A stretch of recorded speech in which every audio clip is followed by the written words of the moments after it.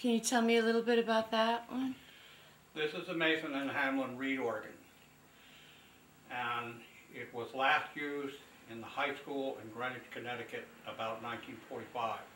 How old is that one? And it is a style F, and it dates from about 1912, 1914. Can you just play a couple notes so the people watching?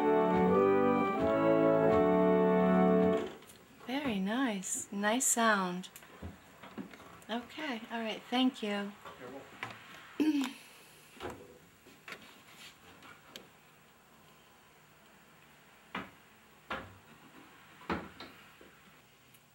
This is a Seraphine, and it was built somewhere in New Hampshire sometime in the late 1830s, and it was considered to be a piece of furniture in a living room or something like that, and it lifts up. There's a compartment inside it to keep things in it, and it is the earliest form of reed organ that there is, and it's called a Seraphine because it plays on the pressure principle rather than the suction principle, which the reed organ in the other room did.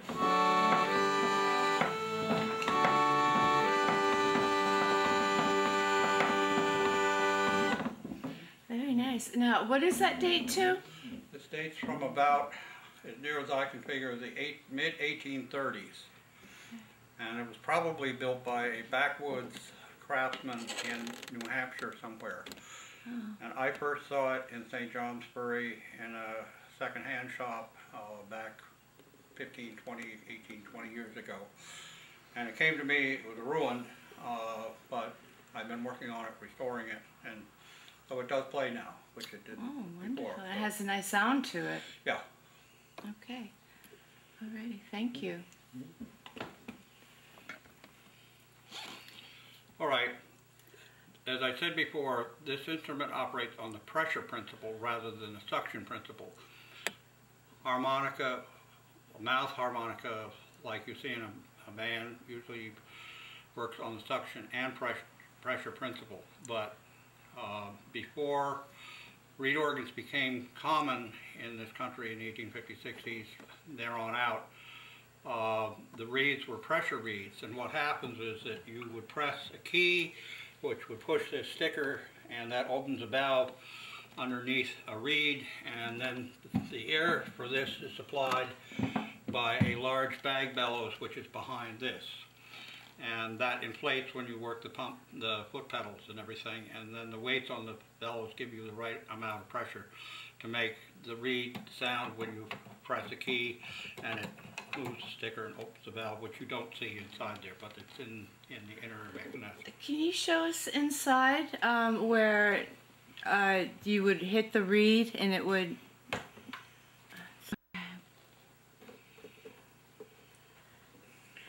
Now, when you press the pedals, that inflates a bellows inside.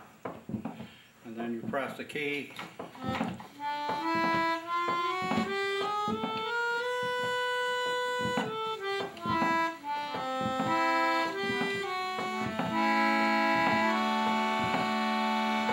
Now those are all wooden, all handmade, correct? Yes, they are. But the thing that makes the sound is the reed. Oh. And that is basically these very thin strips of brass, which are down in here, and they are made out of two pieces, and they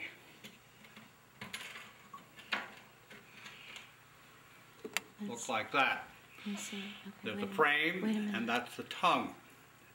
And when you open the valve there, the wind comes up against it, and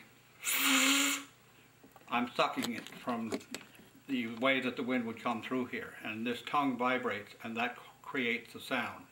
Oh, so it's the vibrations. It's the vibration of this tongue in the reed frame. Okay. And each key has its own frame with tongues. Fascinating. So, and there are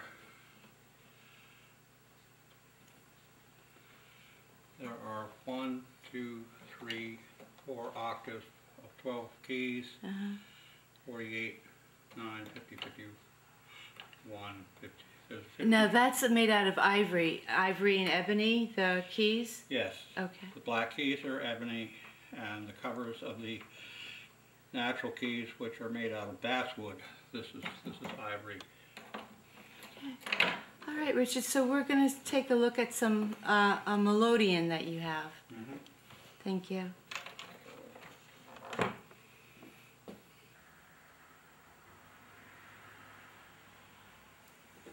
This is a Carhartt and Needham melodeon, and it was made in New York City about 1840. And it has a different style of bellows than the other melodeon and reed organs. It operates by a single foot pedal,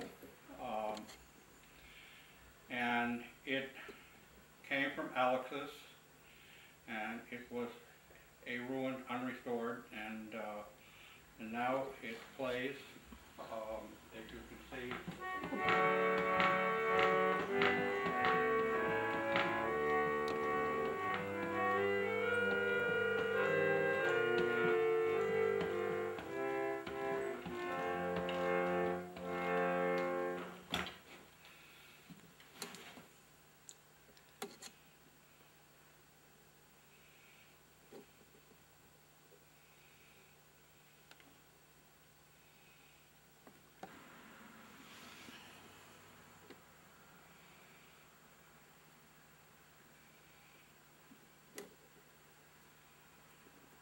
This is a Prince melodeon, and it was made in Buffalo around the early 1850s.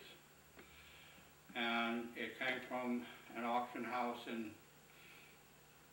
northern New Jersey 20 years ago. It was restored.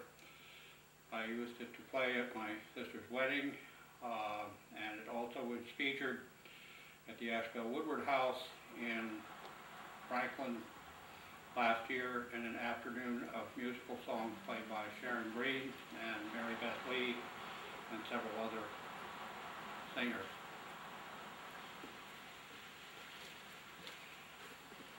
So that's, how does it sound? And here's how it sounds.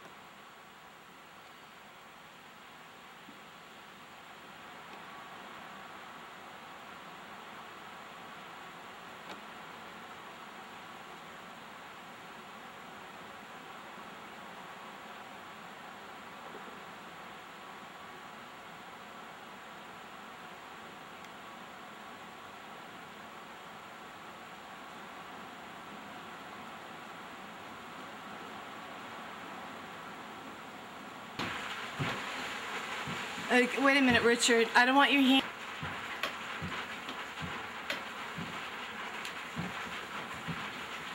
What?